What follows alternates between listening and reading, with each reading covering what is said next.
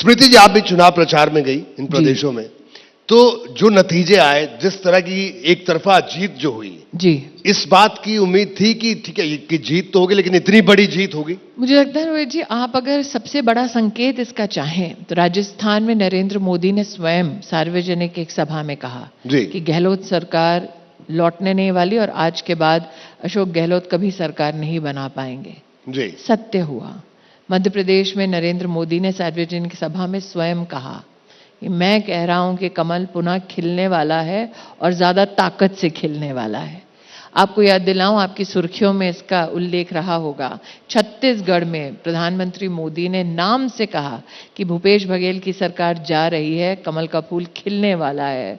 तो डंके की चोट पर कहा गया कि जीतने वाले हैं, ऐसा नहीं है कि सोच विचार करके किसी ने ये कहा हो कि कोशिश कर रहे हैं जीतने की। मोदी ने डंके की चोट पर कहा जीतने वाले हैं और जीते।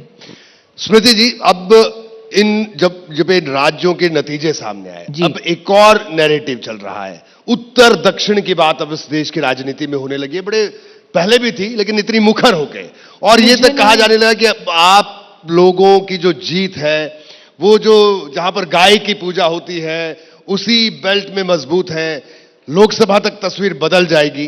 देखिए, जिन लोगों ने इस प्रकार की टिप्पणी की वो समाज में एक नया जहर घोलना चाहते हैं।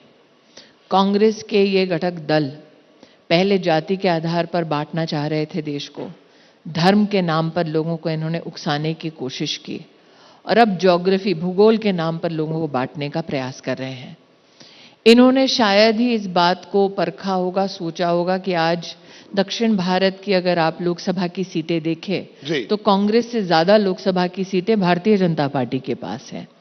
लेकिन आज तक भारत की राजनीति में ये इतिहास रहा है कि जब कोई पक्ष हारता है तो हारने के बाद अपने ही देश और देशवासियों के खिलाफ और सनातन धर्म के खिलाफ इस प्रकार का जहर आज तक किसी ने नहीं उगला जितना कि कांग्रेस और उनके सहयोगी दलों ने उगला है।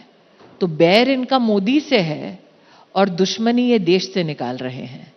बैर इनसे अगर आप देखें और विश्लेषण सनातन धर्म के संदर्भ में भी करें तो जिस प्रकार का ये द्वेष की भावना लेकर अपनी राजनीति इस वक्त कर रहे हैं, तो कहीं ना कहीं इस बात का आक्रोश जनता के मन में है कि आप वोट के और वोट का जो निर्णायक एक पहलू है वो जनता की इच्छा है।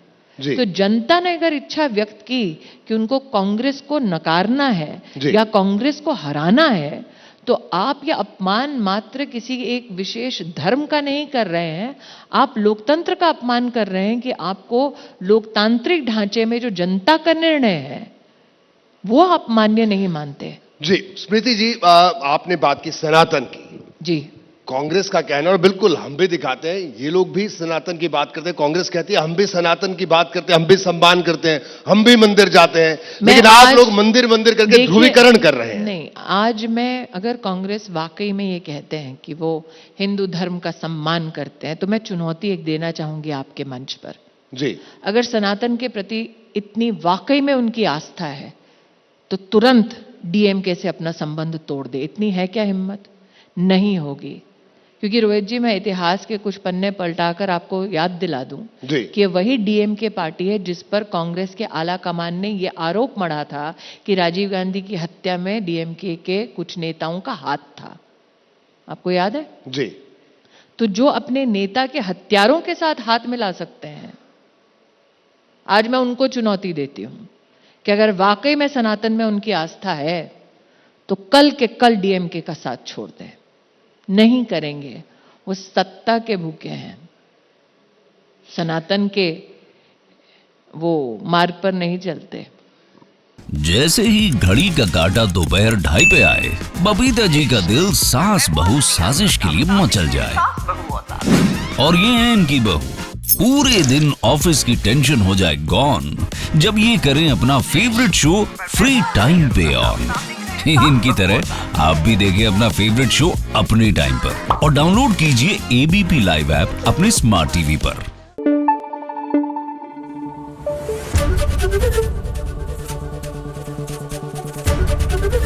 एबीपी न्यूज आपको रखे आगे।